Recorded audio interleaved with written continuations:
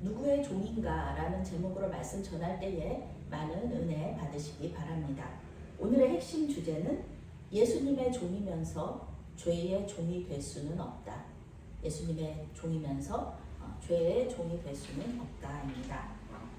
SBS 방송국에서 송출했던 긴급 출동 SOS24라는 프로그램이 있었습니다. 기억을 하실 수도 있겠는데요. 사회적 약자에게 가해지는 폭력의 현장에 제작진이 직접 출동하여서 사태를 해결하고 사후 관리까지 책임지는 그런 솔루션 프로그램이었습니다. 그 중에 신안의 염전에서 노예 생활을 하고 있던 사람들의 이야기가 기억에 남습니다. 방송을 보면서 이해할 수 없었던 부분들이 있었어요. 무엇이냐면은 염전에서 제대로 된 임금이나 처우를 받지 못하던 그 사람들, 그 폭력에 노출되어 있던 사람들이 그 현장에서 나오려고 하지 않았던 것입니다. 자기들을 그렇게 괴롭혔던 그 주인의 말에 복종하면서 그 집에서 떠나지 않으려고 고집을 부리는 그 장면을 보면서 무척 안타까웠던 그런 생각이 있습니다. 제작진을 따라서 신안 염전에서 나오면은 살 길이 열릴 텐데 매 맞고 제대로 먹지도 못하는 그곳을 떠나려고 하지 않는 그 모습을 보면서 굉장히 애가 타고 답답했던 그런 기억이 있습니다. 심리학적인 측면에서 볼 때 이 노예처럼 산 사람들은 악한 주인들에게 종속되어 있었다라고 말할 수 있겠습니다. 도망치려고 했지만 계속해서 잡히니까, 그리고 잡히면은 더 큰 체벌을 받으니까 괴로움 당하니까 지적장애까지 가지고 있는 그 상태에서 어디를 가도 여기만큼 또 괴롭힘 당하지 않을까, 그런 생각으로 계속 이렇게 낙심하고 절망하다 보니까 그런 지경에까지 이르렀다라고도 할 수 있겠습니다. 저 주인이 그나마 자기들을 거두어 주니 이렇게라도 살 수 있지, 만약에 다시 노숙자가 되거나 굶어 죽으면은 지금보다 더 어려운 삶이 되지 않겠는가, 그런 생각을 했을 수도 있겠습니다. 오늘 사도 바울은 6장의 처음 단락과 같은 내용을 반복하면서요, 두 번째 단락을 시작하고 있습니다. 원래 죄의 종이었던 사람들이 예수님의 종이 되어서 은혜 아래서 이제 살게 된 것이죠.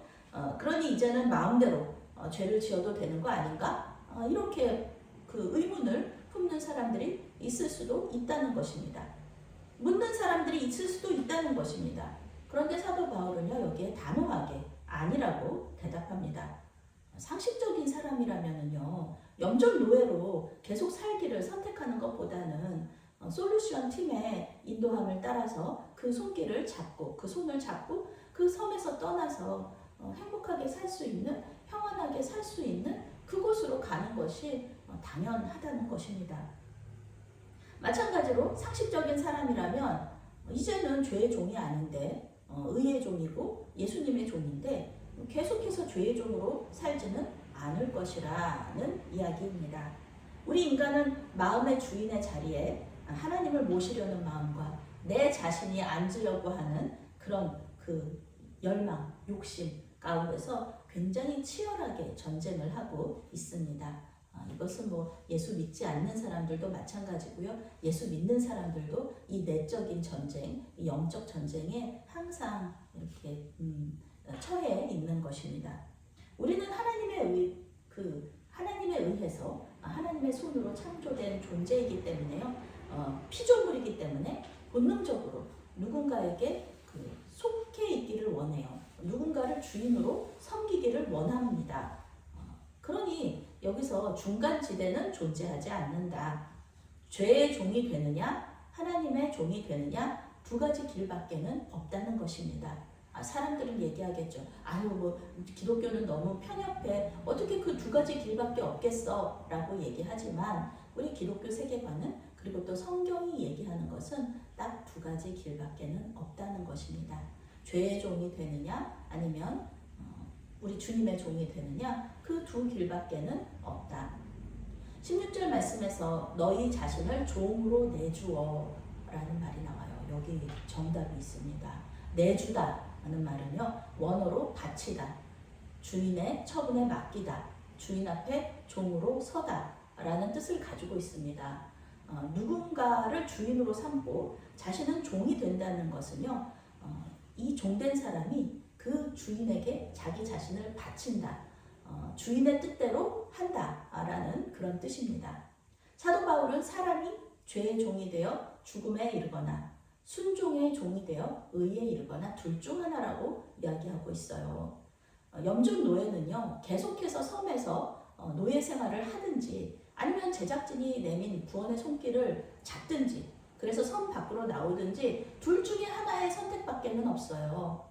그 염전에서 노예로 살지 않는 그런 방법은 없다는 것입니다. 그 신앙에서 노예가 아닌 자유민으로 그 주인들을 예전의 주인들하고 평화롭게 살 수 있는 방법은 없다라는 것입니다. 이 염전 노예였던 사람들은요, 섬 밖으로 나와야지 살아요. 똑같은 겁니다. 심리학 박사나 의사를 포함한 솔루션 팀은 그 사람을 설득할 수는 있어도 그 사람을 억지로 끌고 나올 수는 없어요. 이 정신지체를 가지고 있든 마음에 낙심이 돼서 정신이 조금 살짝 이렇게 마음이 병이 들었든 자신이 선택을 해야 된다는 겁니다. 그 염전노예로 남든지 아니면 솔루션 팀을 따라서 섬 밖으로 나가든지 그 둘 중에 하나의 선택은 이 사람이, 이 노예였던 사람이 할 수밖에는 없다는 것입니다. 예수 그리스도를 통한 구원의 길이 열렸다고 해도요, 그 구원의 손을 잡아야지, 잡고 예수님께로 가야지 이게 맞는 거지. 이 구원의 손을 잡지 않고 죄의 종으로 살기를 선택한다고 한다면은 그 길 끝에는 사망밖에는 없다는 것입니다. 그런데 주님께서 내미신 손을 잡고 구원의 길로 들어가면 그 길의 끝에는 영생이 있다라는 것을 오늘 사도 바울이 이야기하고 있습니다. 상식적으로요, 우리가 어떤 손을 잡아야겠습니까?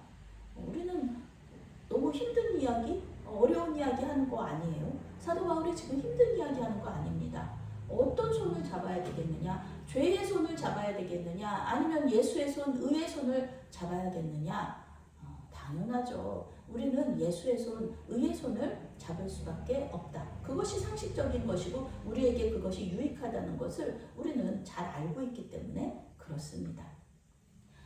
그러면 어떻게 죄의 종에서 의의 종으로 변할 수 있을까요? 사도 바울은 원래 죄의 종이던 로마 교회 성도들이 전해받은 교훈의 본을 마음으로 순종하여 죄에서 해방되고 의의 종이 되었다, 이렇게 말하고 있습니다. 이 구원의 방법론이죠.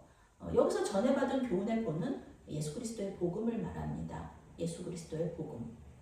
복음을 듣고 믿는 사람은 누구든지 죄에서 자유를 얻을 수 있다라는 것입니다. 죄에서 자유를 얻는다는 것, 너무너무 행복하고 기쁜 일이잖아요. 그런데 이것은 단순히 관념적인 개념이 아니라는 것입니다. 죄의 종은 하나님을 기쁘시게 하지 못한다라고 영어 성경이 번역하고 있어요. 의의 종이 되었다는 말은요, 하나님을 기쁘시게 하는 종이 되었다는 뜻이라는 것입니다. 하나님의 뜻대로 살지 않고 내 뜻대로, 내 마음대로 사는 것은요, 나 자신을 기쁘게 할 수는 있어요. 그렇지만 그것이 하나님을 기쁘시게 하는 것은 되지 않는다라는 것이죠. 그래서 우리는 성령 충만을 위해서 기도하고 하나님과의 연합을 위해서 기도하는 거잖아요. 하나님의 뜻과 내 뜻이 하나가 되는 것, 그것을 우리가 추구하는 거지 않습니까? 영성의 최고봉이 바로 그것이기도 합니다. 이것이 그리고 또한 올바른 종의 자세라고 얘기할 수 있겠죠. 사도 바울은 노예제도에 익숙한 로마 교회 성도들에게 잘 이해할 수 있도록 이 죄의 종, 의의 종 개념을 노예제도와 함께 연결시켜서 설명하고 있어요. 너희의 육신이 연약함으로 내가 사람의 예대로 말한다. 노예제도에 대해서 이렇게 얘기하고 싶다 그런 게 아니라 너희들이 이해력이 미약해서, 세번역 성경이 나오죠. 여러분의 이해력이 미약해서 사람의 방식으로 말하겠다, 이렇게 번역하고 있습니다. 노예는 주인이 정해져 있지 않죠. 그 노예는 주인이 정해진 거 아닌가? 그렇지만 노예의 주인은 바뀔 수 있어요. 노예는 재산과 마찬가지로 팔릴 수 있는 존재입니다. 오늘은 A라는 사람이 주인이었어요. 그런데 내가 노예가 팔렸어요. B라는 사람에게. 그러면은 이 노예의 주인은 누굴까요? B죠. 그렇죠?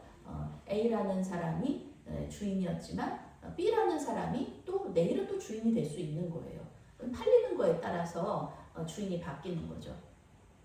마찬가지로 죄의 종이었지만 이제는 의의 종이요 예수의 종이 되었다면은 더 이상 옛날 주인한테 순종해야 될 필요가 없어진 거죠. 이제는 새 주인에게 순종해야 되는 거잖아요. 이 종이라는 존재는 이제는 의의 종이 되어야 한다는 것입니다. 예전에는 죄의 종이었어요. 죄가 내 주인이었어요. 그렇지만 이제는 아니에요. 이제는 의가 내 주인이 됐어요. 예수님께서 예수님 복음을 믿고 복음을 받아들이고 예수님께서 내 주인이 되셨어요. 그러면 이제는 예수님의 그 법을 따라야죠. 예수님의 말씀에 순종하는 것이 이 종의 자세라는 겁니다. 죄의 종의 특징은요. 자기 지체를 부정과 불법에 내주어서 불법에 이르렀다. 이렇게 말하고 있어요. 부정은 도덕적으로 불결하다는 뜻입니다. 불법은 법이 없는 혼란스러운 상태를 뜻해요. 죄의 종으로 사는 것이 되게 행복한 것 같고 나 자신을 쾌락을 추구하는 것 같고 아주 좋은 것 같잖아요. 그런데 성경은 그렇지 않다. 우리 인간의 존재 자체가 이런 죄의 종으로 살면은 더럽혀지고 도덕적으로 더럽혀지고 그리고 불법으로 질서 없는 그런 무질서한 상태에서 살게 된다라는 것입니다.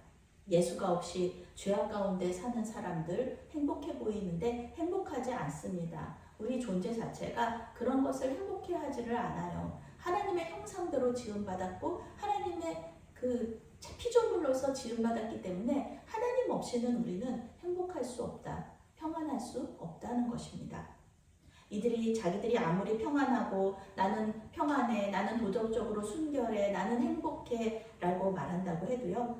결국은 회개하고 돌아오라는 하나님의 말씀에 불순종하는 그런 반역죄를 저지르고 있는 것입니다. 그것이 행복할 수 없잖아요. 반역자의 삶이 행복할 수 없습니다. 의의 종의 특징은요. 거룩해요. 거룩하다는 것은 구별되었다라는 뜻이죠. 구별된 삶을 사는 사람들이 의의 종입니다. 존 웨슬리 목사님은 하나님에 대한 사랑이 우리를 거룩하게 한다, 성화되게 한다 이렇게 말합니다. 거룩은요 우리가 스스로 할 수 있는 일이 아니에요. 거룩해진다, 거룩해져라 이렇게 말씀하시잖아요. 우리 스스로 거룩해진다? 불가능합니다. 우리 스스로 어떻게 거룩해집니까? 우리 스스로 어떻게 구별될 수가 있습니까? 이것은 오직 성령의 힘으로만 가능하다는 것입니다. 성령께서 우리에게 사랑을 부어주시면 하나님의 사랑이 우리를 변화시키는 거예요. 그 사랑을 힘입어서 거룩해지고 성화될 수 있다는 것입니다. 하나님에 대한 사랑이 우리 안에서 요동치고 우리를 어쩔 수 없이 하나님의 말씀에 따르게 한다는 거예요. 그분을 사랑하니까, 그분이 우리를 사랑한다는 것을 아니까 그런 일이 있다는 것이죠. 사도 바울은 사람이 죄의 종이 되었을 때는 의에 자유로웠다. 죄의 종으로 살 때는 내 몸의 모든 부분들, 물론 모든 부분들이고 일부 부분들일 수도 있어요. 그것이 그냥 내 마음대로 살았다는 거예요. 내 뜻대로 살았어요. 내 생각대로 움직였어요. 내가 술 먹고 싶으면 술 먹고, 또 내가 성적인 유혹에 빠지고 싶으면 성적인 유혹에 빠지고, 내가 운동하고 싶으면은 시간들 막 운동에 중독돼가지고 중독적인 삶을 살고, 이 모든 것들이 다 내 생각대로 내 마음대로 했다는 것이에요. 부정과 불법에 내 몸을 그대로 바쳤다. 이게 죄의 종이죠. 내 육체의 요구를 따라 먹고 마시고 즐겼다는 거예요. 하나님과 전혀 상관없는 삶을 살았어요. 그러면서 내가 나의 주인이 되어서 살았다는 겁니다. 그런데 한계가 없는 자유는 방종이잖아요. 결국은 자기 자신을 다치게 해요. 우리가 설악산이나 높은 산, 좋은 산을 가보면은 계곡에 물이 굉장히 맑은 물이 있죠. 들어가면 굉장히 시원할 것 같아요. 그런데 거기 뭐라고 써 있나요? 들어가지 마시오. 들어가지 마시오. 수영 금지 이렇게 써 있습니다. 그런데 그 팻말을 무시하고 그 경고판을 무시하고 물속으로 들어가면 어떻게 될까요? 나 자유로워. 내가 대한민국 국민으로서 내가 대한민국 땅에 왜 못 들어가? 이러면서 그 자유를 함부로 사용하면 어떻게 되나요? 예, 다칠 수밖에 없어요. 내 자신이 나 자신을 다치게 할 수 있다는 것입니다. 그 경고판 무시하면 안 돼요. 하나님과 상관없는 삶은요, 자유로워 보여요. 그렇지만 결국은 수치와 죽음뿐이라는 것을 오늘 사도 바울이 말하고 있습니다. 그런데 하나님의 종이 된 사람은 어떤가요? 거룩함에 이르는 열매를 맺고 영생을 선물로 받는다. 이렇게 말합니다. 구별된 삶, 거룩한 삶, 우리의 모든 지체로 하나님을 기쁘시게 하는 삶. 이것은 자유롭지 못한 것처럼 느껴져요. 그렇죠. 자유롭지 못한 것처럼 느껴져요. 왠지 주일날 교회 와가지고 이렇게 시간을 드리고 또 물질을 드리고 행동 또 우리의 힘을 드리고 이러는 것이 하나님께 매여 있다. 교회에 매여 있다. 이런 생각이 들 수도 있어요. 그런데 그렇지 않다. 그것은 우리가 그 성경에서 말하는 생각이 아니죠. 매여 있는 것이 아니라요. 헌신하면서 하나님께서 기뻐하시는 일을 하고 있다는 것입니다. 그것이 자유로운 삶이에요. 왜요? 우리는 그것을 선택했거든요.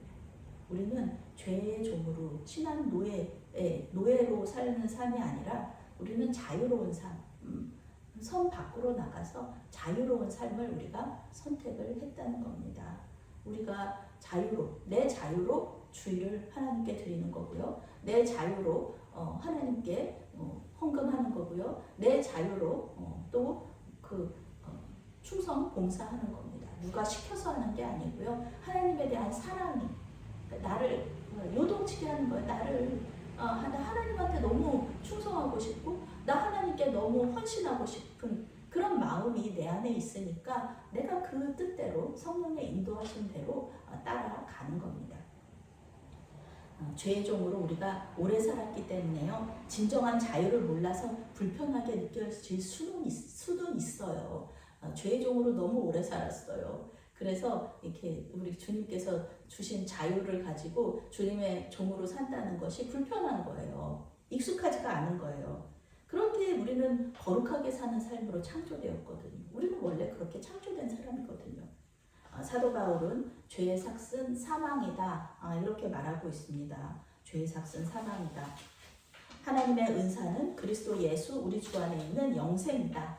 단언하면서 이 단락을 마치고 있습니다. 죄를 주인으로 삼아서 섬기면은요, 그 주인이 종한테 그 월급 같은 거 주잖아요. 그 월급이 뭐냐, 그 주급이 뭐냐, 그 연봉이 뭐냐. 성경은요, 그것을 사망이라고 얘기하고 있어요. 죄라는 주인은요, 우리가 죄라는 주인을 섬기면은 사망을 줘요. 사례로 사망을 줘요. 그런데 우리 하나님을 주인으로 섬기면은요, 예수님 안에서 우리가 영생을 누리는 것을 선물로 주신다라는 겁니다.